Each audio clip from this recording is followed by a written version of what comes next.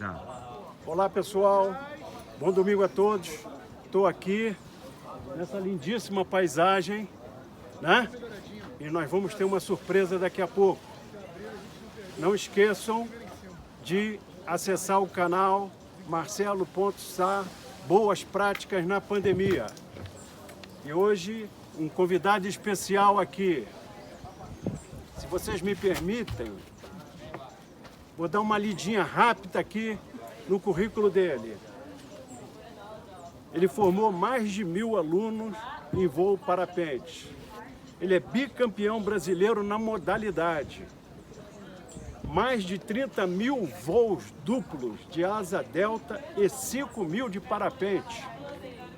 Ele também é mestre em ciências cardiológicas, integrante do grupo de pesquisa em neuroimagem e psicofisiologia pela UFRJ.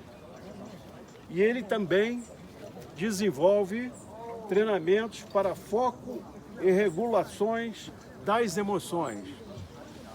Não satisfeito nesse vasto currículo, ele ainda arranjou tempo para escrever 3 livros. Aliás, recomendo. Li todos. Então são eles: Decolando para a Felicidade, número 1. 2. Muito Além do Voo, Bem-Estar e Neurotecnologia. Introdução ao Biofeedback.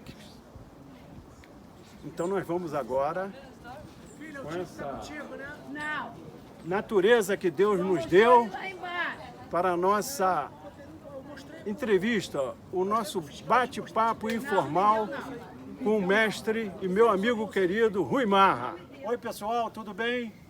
Estou aqui de volta para a gente fazer uma entrevista com o grande mestre Rui Marra, aqui nesse domingo de sol maravilhoso.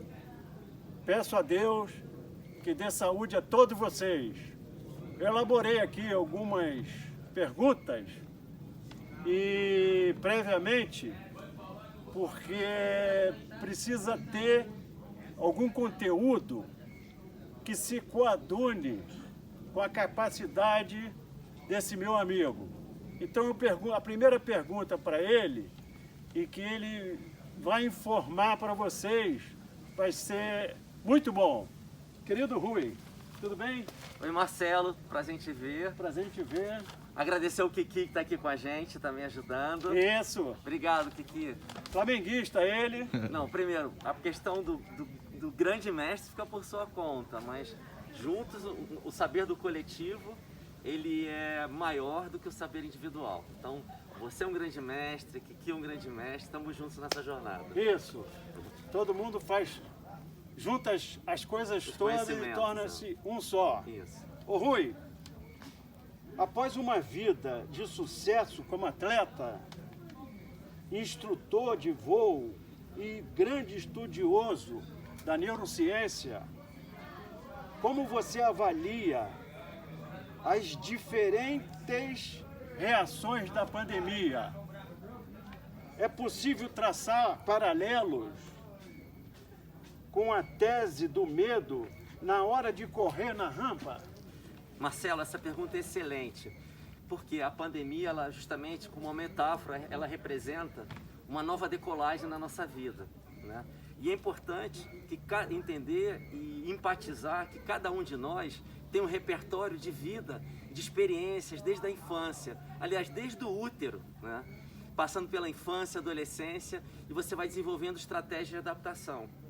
Ou seja, nós vamos aprender com cada um de nós, entendeu? Com o próximo, como que a gente pode lidar com o novo. E o mais importante é a questão da sensação de segurança e de afeto. Como é importante a gente quebrar essa ilusão da separação, onde o outro é o próximo e a necessidade do outro é a nossa também. Perfeito, perfeito. Você é reconhecido pela destreza no esporte e pela paz de espírito que você transmite quando você está voando até mesmo, principalmente no voo duplo, né? Além das suas palestras e seus livros. Foi muito procurado nesse período de forte estresse para o mundo todo, a fim de dar conselho. Que conselho você daria com relação, assim, entre aspas, ao medo? Bom, primeiro, a gente vive num país de muitas desigualdades sociais e econômicas, né? Então, primeiro, observa você agora, entendeu? Se observe. Você tem onde dormir? Você tem o que comer? Então, agradece, entendeu? A gratidão, ela é uma vacina contra o estresse, entendeu? Você mesmo pode fabricar sua própria vacina sem efeito colateral nenhum. É agradecer e olhar para o próximo, entendeu? Que está em condições abaixo da linha da sobrevivência, entendeu? Então, Quer dizer, a miséria. A miséria, exatamente. Que foi um fenômeno que foi destacado na pandemia, né? Quando as pessoas não puderam trabalhar de alguma forma. Ou seja, aquela pessoa, o meu convite à reflexão é aquele indivíduo, né, que se acha impossibilitado de se locomover. Mas que necessidades básicas são preenchidas? Você tem as necessidades básicas preenchidas? Esse é um ponto. O segundo ponto, sim, eu fui muito procurado. Eu trabalho em duas plataformas. Uma é a Top to You, que é uma plataforma de mentoria corporativa, e a outra é a Tu Sport. Então eu fui muito procurado por gestores, né, diretores e vice-presidentes de grandes empresas, porque o grande desafio deles era como engajar a minha equipe, entendeu? Como liderar uma equipe com pessoas se sentindo de uma forma tão insegura. Então, o primeiro passo é o gestor, ele passa a ser um líder que ele vai transmitir segurança de alguma forma. Como? Através da qualidade da comunicação. A qualidade da comunicação e a escuta são vacinas para a gestão do estresse. Isso estaria ligado mais ou menos a, vamos dizer assim, a comunicação não violenta, através das pessoas se expressarem dentro das suas casas, com o próximo, e até mesmo na parte corporativa? Eu incluiria a comunicação violenta e também incluiria a escuta não violenta. Perfeitamente. Tá? Falando nisso, qual foi o impacto que mais observou na saúde mental das pessoas, né? De uma maneira geral? Às vezes tem um idoso que está sentado em casa, e aí ele mora com a família, e aí ele fica vendo aquelas notícias negativas, que você liga a televisão, é só notícias negativas. Infelizmente a pandemia, ela foi para um lado político, vamos dizer assim, e essas informações negativas mexe muito com a parte mental, principalmente do pessoal da terceira idade, né? Ele fica sentadinho lá e fala assim, será que está chegando a minha hora? Será que eu vou pegar essa doença? Então eu queria saber de ti, com relação à parte de saúde mental das pessoas que você faz os voos ou prepara os voos, e as restrições impostas pelo coronavírus trouxeram à tona aflições já conhecidas do ser humano, e você destacaria que aspecto novo nisso daí com relação à pandemia e o medo? Bom, Marcelo, nós fomos programados para associar sobrevivência a movimento e também a qualidade da conexão.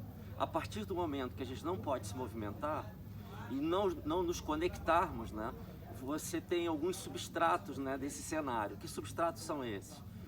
Aumento da depressão, entendeu? Aumento de uma impulsividade, da agressividade. Né? Então, esses são alguns substratos, né, do que esse cenário nos trouxe. E como que a gente aprende a lidar com isso? Como é que a gente aprende a se movimentar sem se movimentar fisicamente? Ou como que a gente desenvolve uma criatividade para trazer esse movimento para dentro da sua casa e se divertir dessa forma? Então, esse olhar inovador dentro do cenário, ele com certeza vai trazer um novo repertório de sobrevivência para a espécie. Perfeito. Pensando nisso, o que você avalia de uma maneira geral que ficará de legado disso tudo, né? Daqui um certo tempo, né?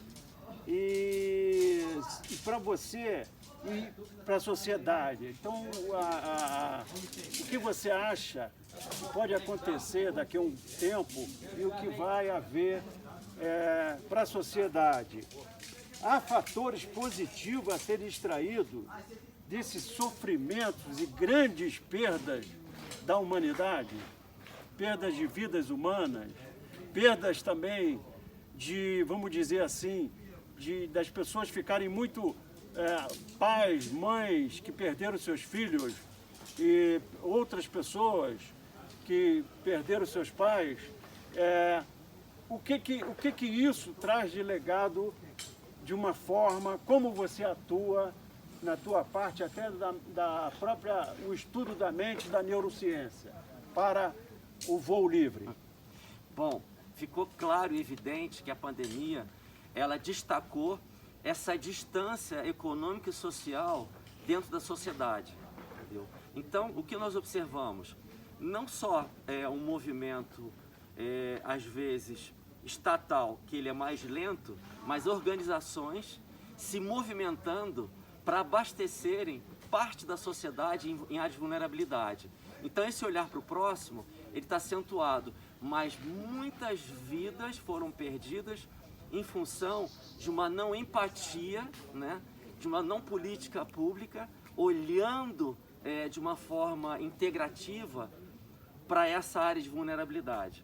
Entendeu? Então, um substrato do que a gente está vivendo a gente está aprendendo a ter um olhar para o próximo, entendeu? Independente da sua condição financeira, a gente vê, por exemplo, nas áreas de vulnerabilidade, aqui na Rocinha, os movimentos sociais integrando, olha, está faltando feijão, eu tenho feijão aqui, eu posso te dar, eu tenho arroz aqui, eu posso dividir com você. Então esse olhar de humanidade, ele está se tornando mais contemporâneo. Essa atualização é importante. Um olhar de vizinhos, ou não vizinho, mas um olhar assim de você olhar mais o teu próximo. Exatamente. Como você bem diz, todos nós somos iguais, independente de qualquer crença. Mas vai aguçar a vinda dessa pandemia, apesar das perdas, ela vai aguçar o olhar para o próximo. Exatamente, é isso? Exatamente isso. Exatamente isso. Pessoal, estou encaminhando aqui para o final do nosso bate-papo com o mestre Rui Marra. Uma ação muito informal. Eu estou gravando num celular comum para o meu canal no YouTube, Marcelo.Sá, Boas Práticas na Pandemia. Então eu vou encerrar aqui com essa última pergunta e espero que vocês tenham gostado dessa ação diretamente da natureza. Querido amigo Rui, pessoalmente, tudo isso que aconteceu na pandemia, no mundo inteiro, né, foi um grande desafio para todo mundo, né, de uma maneira geral. Para você se sentiu a prova em algum momento? Qual foi a prova que isso te deu com essa vida dessa pandemia? Você obteve um amparo de alguém fora do seu universo habitual, porque você é um mestre, um estudioso em tirar o medo das pessoas, tirar entre aspas, com relação a grandes aventuras. O que a pandemia, qual é o legado que a pandemia deixou para você? Você teve algum pensamento sobre isso, ligado ao teu voo? Bom, pessoalmente, aquilo que eu comentei no início, ou no meio da nossa entrevista, sobre se eu tenho como é que está as minhas necessidades como pessoa. Eu tenho onde dormir, eu tenho o que comer? Sim, eu tenho. a minha receita financeira diminuiu, tá? Mas ocorreu uma questão específica com uma vulnerabilidade com relação à minha mãe. E nesse ponto, a questão da pandemia me afastou mais ainda do possível convívio com a minha mãe.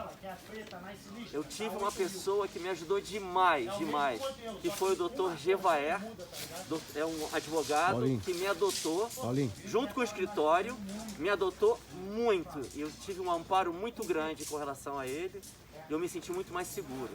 Então, eu sou muito grato a essa rede de amigos, principalmente o Dr. Luiz Gevaer.